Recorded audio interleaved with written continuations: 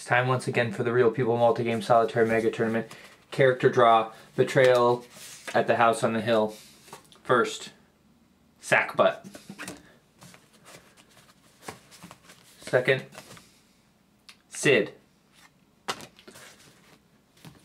Third, Sweet Pea. Fourth, Snugbug. Fifth, Chopper. Sixth, Kevin O.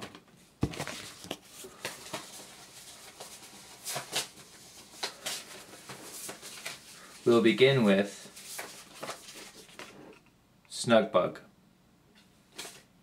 Snugbug was a casing machine operator. Snugbug did want to be a rodeo bull rider. An unusual fact about Snugbug was that he decided to get married after the first date. His pet peeve used to be people who think they know it all, and he used to want to meet Barry Goldwater.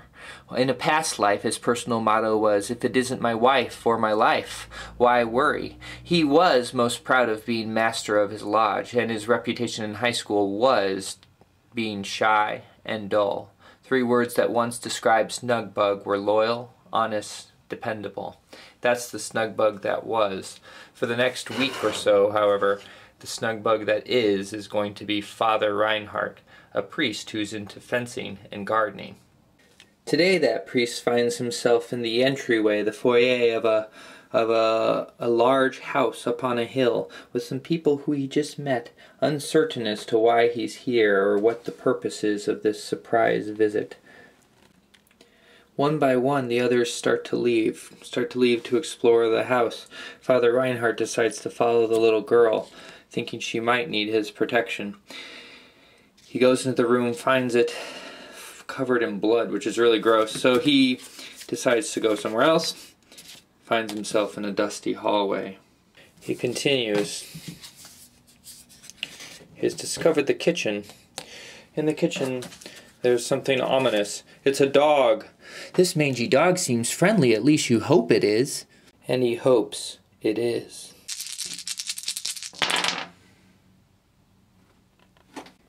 The dog is both comforting and fierce. Father Reinhardt, Snugbug, has found a friend.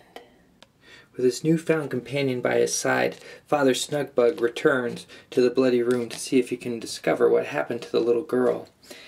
He investigates, looks around, discovers a coal chute. He hopes she didn't go down there. That's very dangerous for little girls to go down coal chutes. However, he doesn't want to commit himself to gravity, and so he checks this door first. Ah, conservatory, that's nice. Father Snugbug enjoys gardening. Together with his dog, they go in, and they find webs!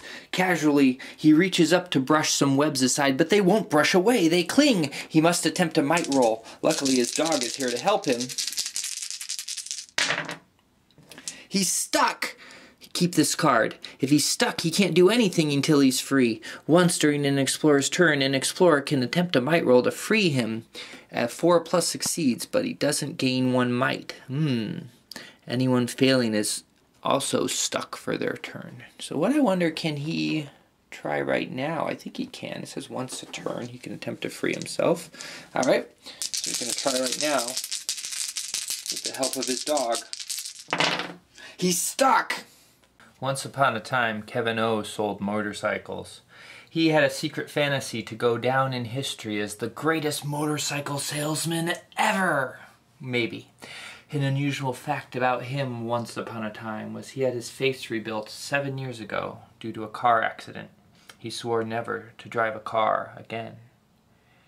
A pet peeve for Kevin O was wannabes. He'd like to meet Kim Basinger, because why not? Things changed. His personal motto was, "You get what you pay for." Once upon a time, he was proud of his college degree. Once upon a time, he had the reputation for being shy in high school. Once upon a time, Kevin O was described by 3 words. Not shy, really. Once upon a time, Kevin O sold motorcycles. Not anymore. For now, Kevin O is reliving his youth as Darren Flash Williams, high school track star. I think in high school, no, college track star. He also enjoys music and Shakespearean literature. And now he finds himself in a graveyard that has already tortured him somewhat with shadowy figures that haunted his very sanity. It's time for him to leave. He's heard a voice cry for help, an old voice. Help me, help me. It sounds like that old priest he met in the entryway when he came upon this strange house. First he has to get out of the graveyard without tripping over a tombstone.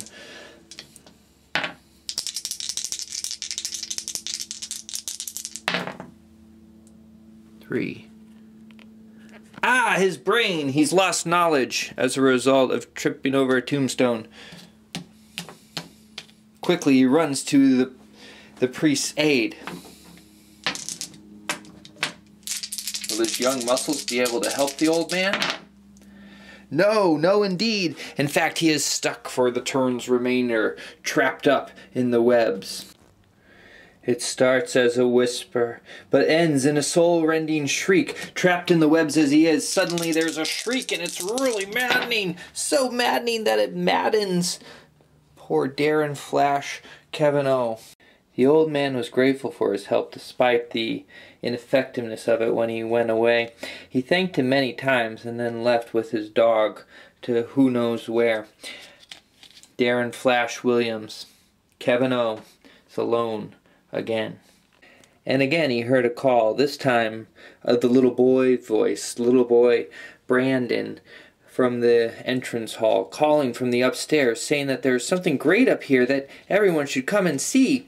And so he runs like he's run many times before. 1, 2, 3, 4, 5, 6, into the chapel. And for the first time in his life, Kevin O prays. Even if the madman weren't standing here all but slobbering over her shoulder, Sweet Pea would not feel like all was right in the world. Things used to be better. She used to have an occupation in video dating. She used to have the secret fantasy to wrestle in jello. How silly that seems now in this place that she has found herself. She used to be able to touch her tongue with her nose with her tongue and vice versa. Now she wouldn't dare try in a place like this. Her pet peeve was people who chew their big toe. She once wanted to meet Santa Claus. How cute.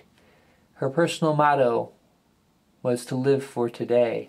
Now she would like to live through today. She once was most proud of her shoe collection, but those shoes seem so useless in a place like this.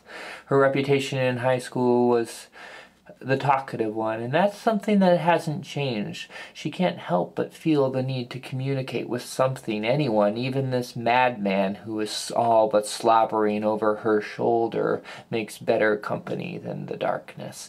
3 words that once described her were outgoing, loud, funny. Now she's beginning to feel paranoid, frightened, and alone.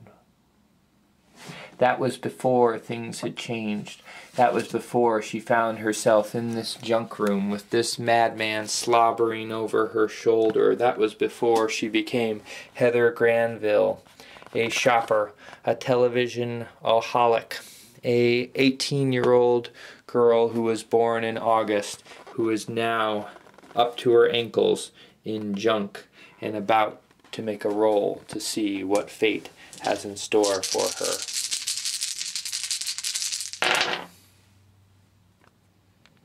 Phew, that was a close call. Sweet Pea, a.k.a. Heather Granville, a.k.a. Sweet Pea, was just 3 away on that roll from triggering what is called the haunt. There are 4 omens in play now in Betrayal at the House on the Hill, and we don't know who will become a monster, or if there will be a monster, or what will happen yet. Our players are still trying to make their way through the mansion, the house on the hill, to discover what nefarious thing lies in wait for them. What nefarious thing is planning some sort of betrayal.